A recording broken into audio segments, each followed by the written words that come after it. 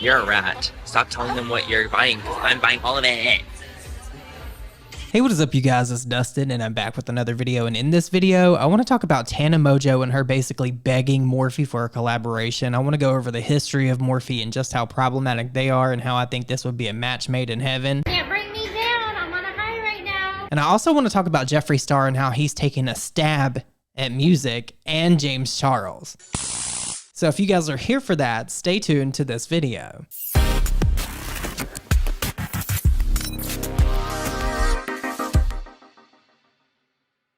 Okay, so I know you guys hate when I talk about Gypsy Rose, so I'm going to try to keep that to a minimum. But I did briefly want to talk about Tana Mongeau and how she fawns over Gypsy Rose. I think it's so weird when somebody so problematic as Tana Mongeau fawns over somebody that's actually worse than her. You guys will never believe who I just got off FaceTime with.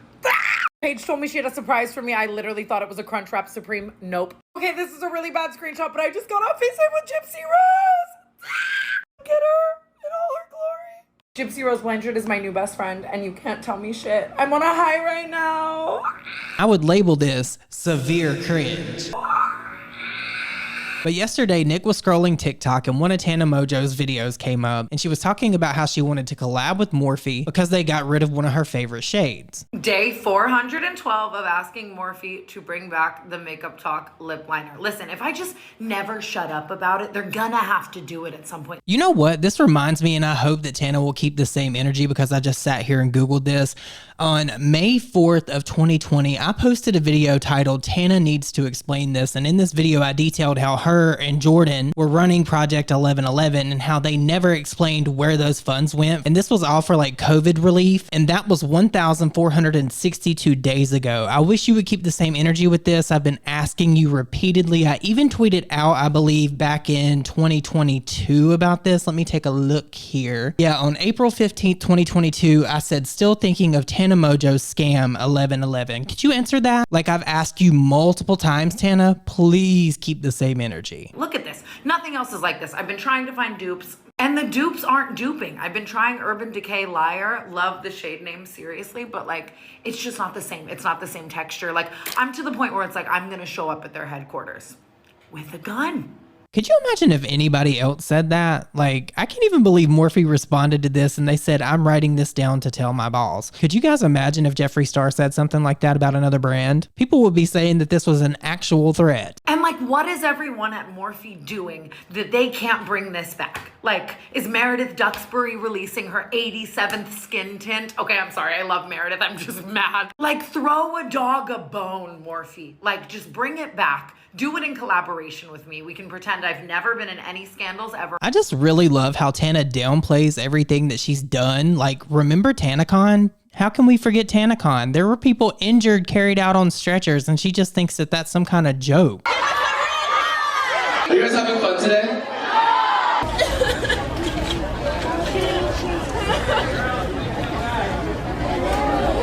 Maybe it's because Shane Dawson put her in that video and gave her a pass because everybody felt bad for her after that. I love you. Down is so heartbreaking.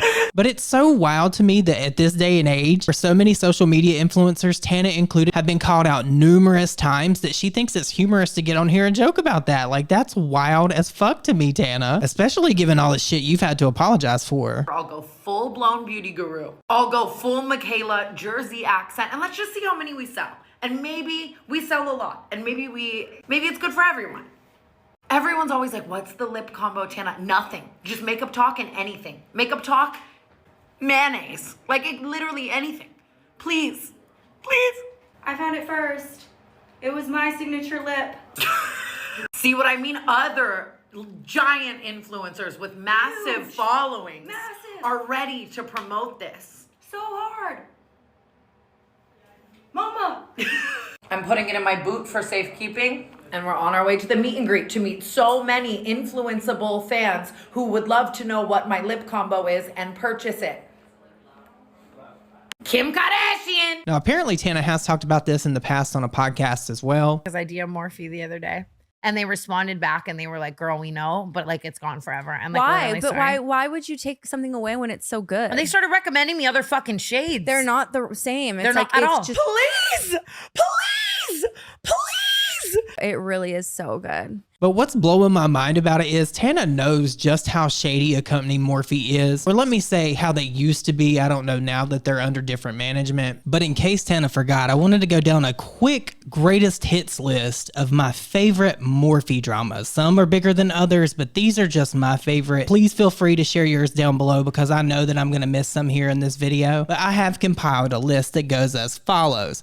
Manny MUA and Laura Lee Morphe receipt drama. If you guys don't remember that, it was when Manny MUA and Laura went into the Morphe store and they got all this stuff and basically said that they paid for it and they did a giveaway for it, and then Rich Lux clocked them and called them out. It was a whole big thing, and there was honestly a point in time when you couldn't even say John Cookian's name or Rich Lux in Morphe because they were so afraid of him. But Morphe went right along with what Manny and Laura were doing. They didn't care. And if you guys remember, it was so cringe when they were in that store together. Manny was like, I'm buying this, and Laura was like, I'm buying this. Neither of them were buying anything. So this is one of my favorites, the M line. It's like the M5s or whatever. I'm always blending with these. You're a rat. Stop telling me what you're buying. Okay, if I put 2.7, obviously. If I turn on 2, The Morphe store, seriously, is so big. It has everything. This is my first time. I went to it a long time ago, but they've moved, and this is my first time in this. my favorite line they've ever done. One of my favorites. And I'm going ham. Yeah, I'm going ham. So this is Oh the my best God, thank highlighter God. brush, and then this is the best eyeliner thing. Isn't that right, Manny? I literally got Tell 'em. 2 and 2. Same. My bad. Tell them the truth. Upset. Oh, look what's in the Morphe store. There she is. That Manny. It's a cute Morphe pin. It's so cute. It's like me. We're cute and using my adorable. code at checkout. Mine. Mine. Yeah.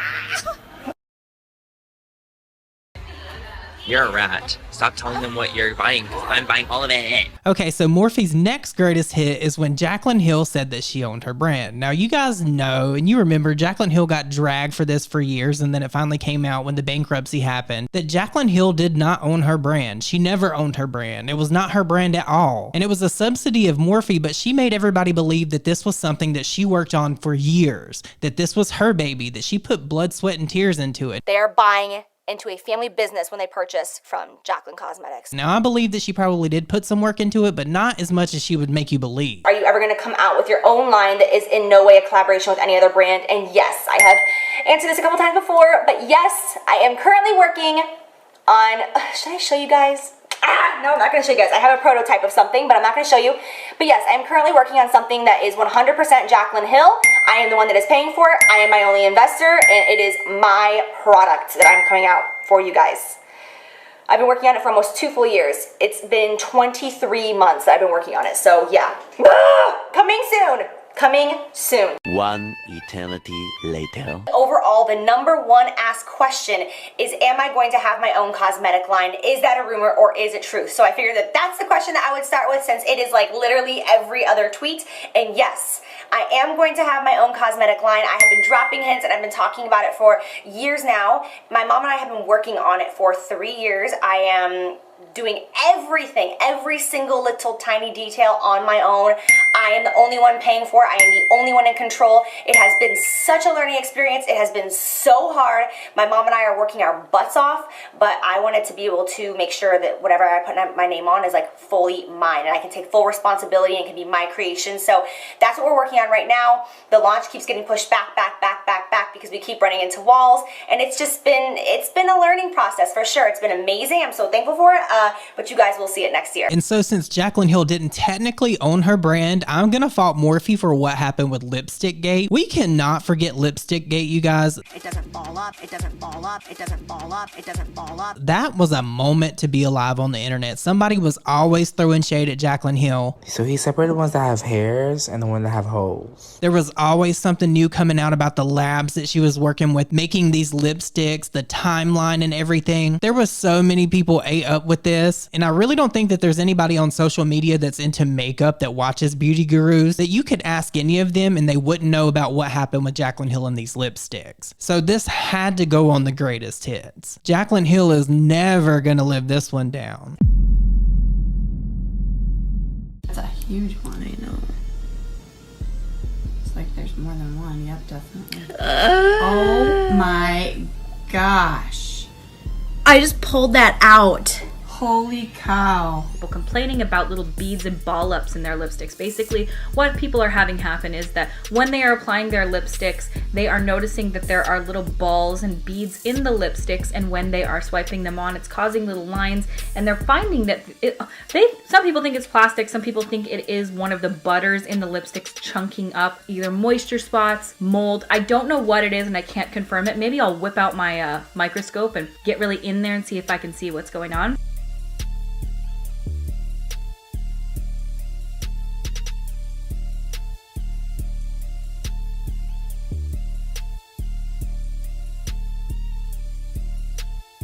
Oh God, if you don't like holes, don't look at these photos. Oh wow, the tip looks crazy. My goodness, what is that? I don't know, it looks like it could just be little air bubbles. I don't know if that's normal. It's like little beads of something. I'm sorry, but this is gonna piss me off. I only noticed one, and then I swatched it on my hand, and now a few more have popped through. Now my last and final entry into the greatest hits of Morphe, and what ultimately contributed to them having a terrible name in the makeup industry, is when Jaclyn Hill came out with her Morphe palette, and the first version of it was a vegan formula. But Morphe ended up changing some things around about it, and the second version, version 2, was actually not vegan, but in Jaclyn Hill's video she claimed that it was. Jaclyn Hill apologizes for Morphe palette formula changes. Jaclyn Hill has apologized over the fact that newer versions of her 2 Morphe palettes used a different formula that's no longer vegan. And this is going to be pertinent here in a minute. Last month, Hill staged a comeback with the debut of her second eyeshadow collaboration with the brand Jaclyn X Morphe Volume 2. And while she's previously said in her product reveal video that she used the same proprietary formula as her 2017 palette, it turns out that both of the products have since been altered to include several new ingredients. So this clip right here is actually Jaclyn in the video reveal saying that the formula was the same and that it hadn't changed, girl. This is the same loved formula as the Jaclyn Hill original palette, and people ask me about that all the time because they're like, wait, what do you mean like it's a different formula? Because Morphe has their standard formulas and I created my own formula. There's actually been other people who've collaborated with Morphe who've asked if they can just use my formula, and they're like, sorry, that's Jaclyn's only. Like, I signed papers, it's my formula that I worked very hard on a couple of years back to develop. Last week, fellow YouTuber Jen Loves Reviews posted a video titled Why I Need to Take Down My Jaclyn Hill X Morphe Reviews, in which she says she had to unlist her positive review of Jaclyn's first collab after her sister-in-law pointed out quality differences between her newly purchased palette and Jen's older one. Now I know that this video sounds like I'm harping on Jaclyn Hill really hard and putting a lot of blame on her, but she was the one out here shilling Morphe. She is a major reason as to why Morphe has a terrible name with so many people now. Morphe brush, Morphe brushes. Oh yes, and Morphe owner, Morphe fabrics by Morphe. So to see Tana begging them, like outright begging them on multiple occasions to collab with them in tweets and videos and things like that, I am not surprised or shocked at all. But then again, Morphe may have turned over a new leaf, but you guys are going to have to let me know what you think about that down below. But now I guess we need to talk about Jeffree Star, James Charles, and Trisha Paytas. Now you guys know that Jeffree Star does not upload over here on YouTube anymore unless he's coming out with a new collection for you guys to go buy. And we all know that James Charles has been releasing music. He came out with that terrible song that I've reviewed several times over, and if I ever hear it again, it'll be too soon. But now Jeffree Star is over on TikTok Live hinting that he is going to be coming back to the music industry.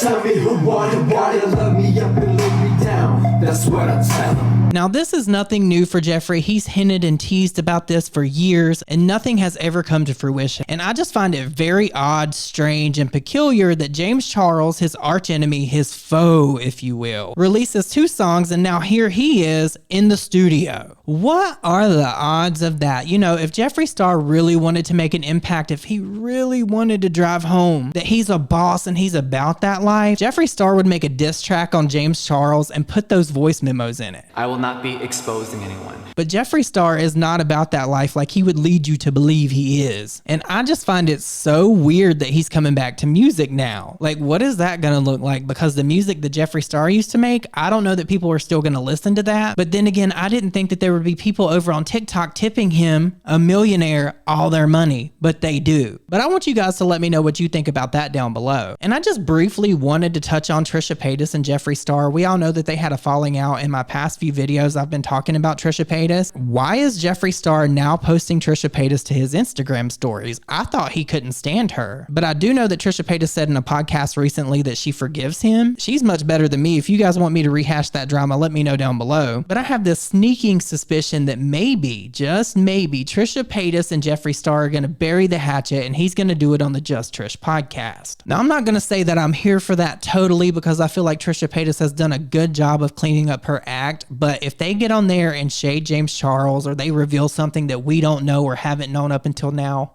I'll be here for it. But you guys, let me know your thoughts and opinions down below about what you think about Tana Mongeau practically begging Morphe for a collab at this point. She should just come out with her own brand. It would probably do a lot better. And you guys, let me know what you think about Jeffree Star coming back to the music industry and him trying to be friends with Trisha Paytas again. This is weird. It's throwing me for a loop and I don't really understand it. Also, if you made it this far in this video, please don't forget to like it if you enjoyed it. And leave me the fire emoji down below, you guys, because it's getting really, really hot here in Florida. But I guess that is everything. I hope you guys all have an amazing day and I will see you all in my next video. Bye, guys.